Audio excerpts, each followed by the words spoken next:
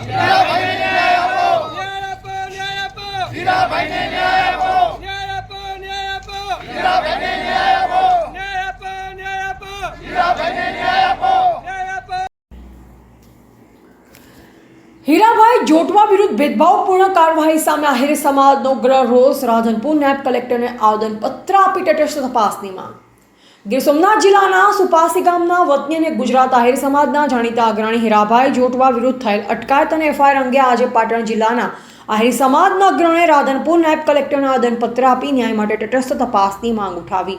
આહિર સમાજના આગેવાનોના આક્ષેપ મુજબ હીરાભાઈ જોટવા અને તેમના પરિવારજનોને કોઈ દ્રઢ પુરાવા વિના માત્ર એક વ્યક્તિના કહેવા પરથી ભરૂચ પોલીસ દ્વારા અટકાયત કરવામાં આવી છે. પહેલા પ્રભાસ પાટણ પોલીસ સ્ટેશનમાં પૂછપરછના બહાને બોલાવી અટકાયત કરાઈ અને બાદમાં ખોટી રીતે એફઆઈઆર નોંધાવવામાં આવી. આવી કાર્યવાહી પાછળ રાજકીય કિન્નાખોરીનો ઘાટ ગણાતો હોવાનું સમાજના આગેવાનોએ જણાવ્યું, જેના પર હોમત લગાવવામાં આવ્યો છે. તે પેઢી સાથે હીરાભાઈ કે તેમના પરિવારનો કોઈ સીધો સંબંધ નથી, છતાં તેઓને સીધા આરોપી બનાવે છે, જે ન્યાયના મૂળભૂત સિદ્ધાંતો વિરુદ્ધ છે. આહિર સમાજની સ્પષ્ટ માંગ છે કે હીરાભાઈ જોટવા અને તેમના પરિવાર વિરુદ્ધ થયેલી કાર્યવાહી અંગે તટસ્થ અને ન્યાયિક તપાસ કરવામાં આવે. સત્તાધીશો રાજકીય દબાણ હેઠળ કામગીરી કરે નહીં. નિર્દોષ સમાજસેવી વ્યક્તિને ખોટી રીતે ફસાવવાનો પ્રયાસ બંધ કરવામાં આવે. આ અંગે ગુજરાતભરના આહિર સમાજમાં ભારે રોષ ફાટી નીકળ્યો છે અને વિવિધ જિલ્લા સ્તરે આવેદનો, કાર્યક્રમો તથા શાંતિપૂર્ણ આંદોલનો શરૂ થવાની શક્યતા છે.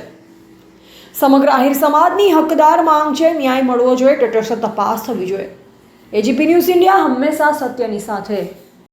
ગુજરાત આહિર સમાજના અગ્રણી અને દરેક સમાજના ગુજરાતના દરેક સમાજ હોય, શોષિત ગરીબ વંચિત સમાજ હોય, એને હરમેશ જે માણસ ઉપયોગી થયા છે એવા ભામાસા હીરાભાઈ જોટવા સાહેબની ખોટી રીતે રાજકીય કિન્નાખોરી રાખીને સરકારે જે અટકાયતના બહાને જે ધરપકડ કરી છે અને જે એમને બતાવ્યું છે કે ભાઈ આ મનરેગાના કૌભાંડમાં આ રીતે એમની સંડોવણી છે, કોઈપણ એજન્સીના સપ્લાયર તરીકે કે એમના ઓનર તરીકે, પ્રોપરાઇટર તરીકે ક્યાંય હીરાભાઈ જોટવાનું કે એમના પરિવારનું કોઈ નામ નથી. 3 વર્ષ જૂની ફરિયાદ છે અને ક્યાંય પણ મટીરિયલ સપ્લાયમાં એનો કોઈ રીતે ડાયરેક્ટ કે ઇનડાયરેક્ટ રીતે, સીધી રીતે કે આડત રીતે કોઈ પણ જાતની એમાં સંડોવણી નથી. તેમ છતાં પણ સરકારે પોતાના આગેવાનોનું, પોતાના મંત્રીશ્રીઓનું જે નામ આમાં આવતું હતું અને એના કારણે બેલેન્સ કરવા માટે થઈ અને હીરાભાઈ જોટવા જેવા પ્રતિષ્ઠિત માણસને જ્યારે આમાં જોડવામાં આવ્યા છે, ત્યારે સમગ્ર ગુજરાતનો આહિર સમાજ આ ઘટનાને વખોડે છે અને તેમણે સમગ્ર ગુજરાતમાં કલેક્ટરશ્રી, નાયબ કલેક્ટરશ્રી, મામલતદારશ્રીને આવેદનપત્ર આપવાના કાર્યક્રમો કર્યા છે.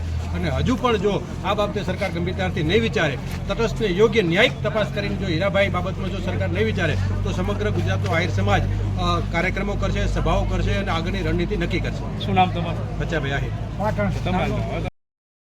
પાટણ જિલ્લા આહિર સમાજ આજે રાધનપુર પ્રાંત કચેરીની અંદર આવેદનપત્ર આપ્યું છે.